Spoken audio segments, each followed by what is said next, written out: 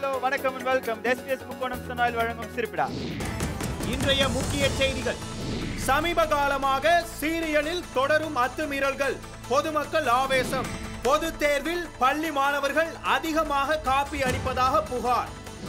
இன்று இரவு புதிய கட்சி தொடங்கும் அஞ்சா சிங்கம் விருதகிரியிடம் அரசியல் ஆலோசனை கேட்க உள்ளார்.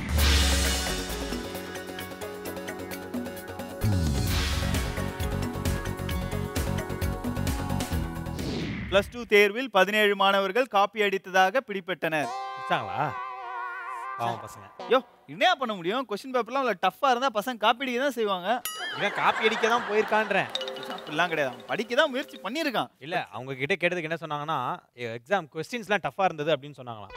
கரெக்ட்டா தான சொல்லிருக்கான். அப்புறம் எதுக்கு பிட் ரெடி பண்ணிட்டு போறான் அந்த क्वेश्चनக்குலாம்? அப்ப பிளான் பண்ணி இந்த क्वेश्चन வந்தா இது எழுதலாம்னு தான் எடுத்துட்டு போயிருக்கான். என்ன நீ அசால்ட்டா பேசுற? பிட் எடுத்துட்டு போனா மட்டும் அடிச்சிரது அவ்வளவு ஈஸின்னு நினைக்கிறியா?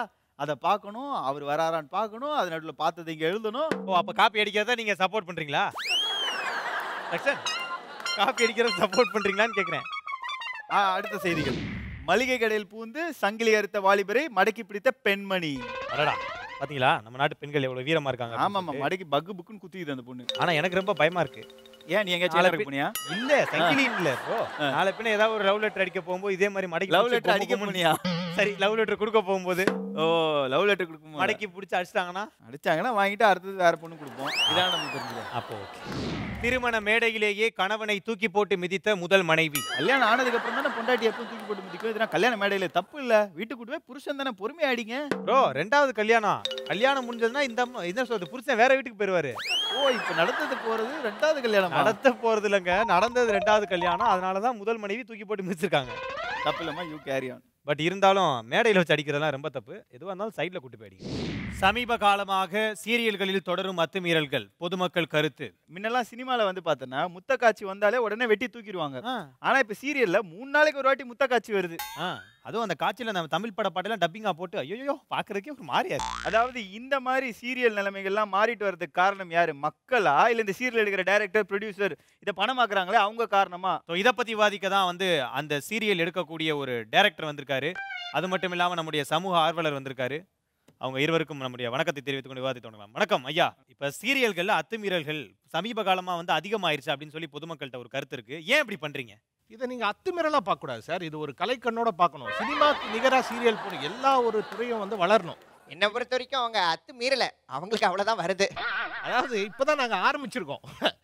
ஆரம்பிச்சதுக்கே நீங்க இப்படி நீங்கன்னா போக போக நாங்க பண்றத பார்க்க போறீங்க சார். அப்ப வந்து நீங்க சொல்றத பார்த்தா மக்கள் தான் இப்படி எதிர்பார்க்கறாங்கன்றீங்களா? இப்படி போட்டாதான் மக்கள் பாக்குறாங்களா அவங்க சீரியலை?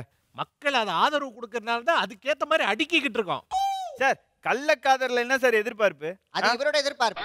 அதாவது இவங்க பண்ற ஒரு சில விஷயங்களால சமூகத்துல ஏகப்பட்ட மாற்றங்கள். மனைவி வந்து கணவனை கவனிக்கிறதே கிடையாது. அந்த டிவில வர அவ என்ன காஸ்டியூம் போட்டிருக்கா, இவ என்ன காஸ்டியூம் போட்டிருக்கா, இதுதான் வருது. இல்ல அவர் சொல்றது நியாயம் தானே. ஏன்னா ஒரு காலத்துல சீரியல்ல வந்து நல்ல காஸ்டியூமோட அருமையான கதைக்களத்தோட போயிட்டு இருந்தது.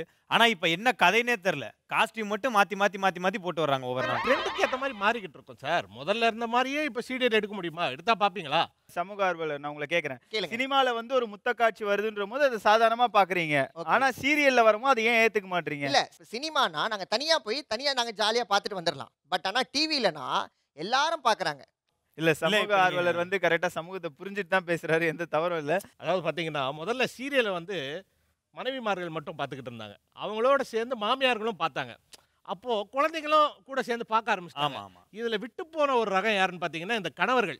அவங்களை எப்படி அவங்களும் பாக்குறாங்க, இருக்கிற வீட்டு வேலைகள்லாம் பாக்குறாங்க. கணவன் மட்டும் தான் குடும்பத்தை பாக்குறான். அதுவும் உங்களுக்கு பிடிக்கல. அவனை எப்படி உள்ள கொண்டு வரணும்ல சார். அதாவது ஒரு ஃபுல் ஆடியன்ஸ் கொண்டு வரணும்ல. அவங்களுக்கு ஏதாவது இப்படி கிளுகிளுப்பா கொடுத்தா தானே நம்மளுக்கும் கட்டுப்படியாகும். இல்ல ஆபாசனம் மட்டும் கிடையாது. அதாவது ஒரு சில குடும்பம் என்ன சொல்றது, மாமியார் மருமகளை எப்படி பழி வாங்குறது, மருமகளை மாமியார் எப்படி பழி வாங்குறது, புருஷனை பொண்டாட்டி எப்படி பழி வாங்குறது, இந்த மாதிரி பல டெக்னிக்கல் நீங்களே சீரியல் வழியா சொல்லி கொடுத்துருங்க. நாங்களும் சமுதாயத்துல இருந்து தான் சார் எடுக்கிறோம். நீங்க எப்படி அது இல்லைன்னுவீங்க?